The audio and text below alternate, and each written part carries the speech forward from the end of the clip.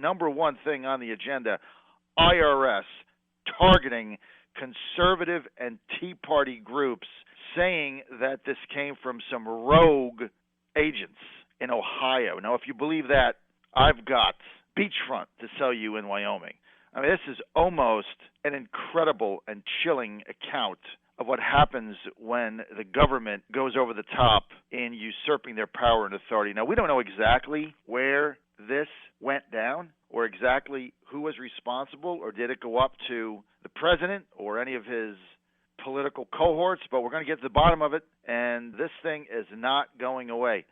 Here's Mike Rogers, Michigan representative, told Fox News on Sunday, "I don't care if you're a conservative, a liberal, a Democrat, or a Republican, this should send a chill up your spine. It needs to have a full investigation." Susan Collins, a Maine senator, we've got a clip on that we're going to play in a minute. Now, if you know Susan Collins, she's moderate. Okay, I like Susan Collins a lot because she's not one to jump up and down. She doesn't get on the talk shows every Sunday like John McCain, who never met a camera he didn't like, or Chuck Schumer or some of these other people. She's sage, and when she says something, it makes a lot of sense. Now, you might not agree with her on everything, but you can't argue with the fact that she's a very sensible person. Doesn't mean that you have to, you might think she's not conservative enough. When she is blasting something, though, take notice. Let's go right to that tape. It is absolutely chilling that the IRS was singling out conservative groups for extra review.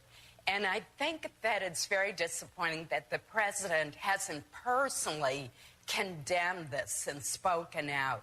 She hit the nail on the head. Susan Collins is not an hysteria politician. And she is now calling on the president to condemn this. Well, why hasn't he condemned it? This goes back to the credibility of this president. Why has he not condemned this? Why did he come on TV and have a press conference or talk to the American public and disavow this? Why haven't the people been fired? This is outrageous behavior by the IRS. And, Jay Carney releases a statement saying, quote, "If the Inspector General finds there were any rules broken or the conduct of government officials did not meet the standards required of them, the president expects that swift and appropriate steps will be taken to address any misconduct." Boy, if that doesn't make me feel better. I mean, this is the kind of nonsense that goes on in this administration. President Obama needs to address this today, because the number one fear that people have is a government with their power run amok. Now, nothing was targeted that had the name progressive in it, just conservative groups with Tea Party or Patriot. This is incredible how these people got harassed. And you're going to tell me that some lower-level agent in Ohio made this decision and he still has his job or her job? This is absolutely intellectually assaulting to anybody out there who has a stake in the U.S. government. Now, Michigan Republican Dave Camp, chairman of the House Ways and Means Committee, said Friday that his committee is going to hold a hearing on the issue. And the IRS said Friday that it was sorry that it called the inappropriate targeting. I mean, that was their apology. Oh, it was inappropriate. Inappropriate, it's illegal. Can you imagine the nonsense? You get targeted because of your political affiliation, and the IRS chairman says it's inappropriate, and Obama says nothing and sends out Jay Carney to give you garble babble?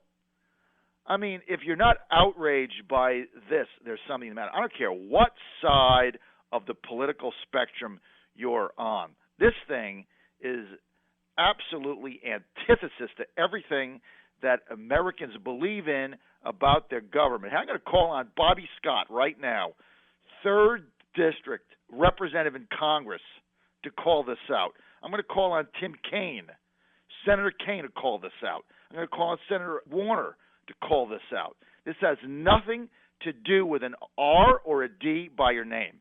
This has to do with the integrity of the government in their methodology in collecting taxes, and it cuts right to the public trust. This is outrageous beyond anything that I've seen. And I want to get beyond Glenn Beck and some of these people, making ridiculous comments. Let's get back to Susan Collins, okay? Moderate Maine Republican saying the president has got to act on this. Darrell Issa, chairman of the House Committee on Oversight and Government Affairs, he was also dubious about the explanation of the IRS that this was a low-level activity. He said the mea culpa is not an honest one, he said on Meet the Press. It's not an honest one. Well, thank you, Chairman Issa, for that insight. I mean, do you really believe that this decision was made by lower-level people in Ohio and nobody flagged it?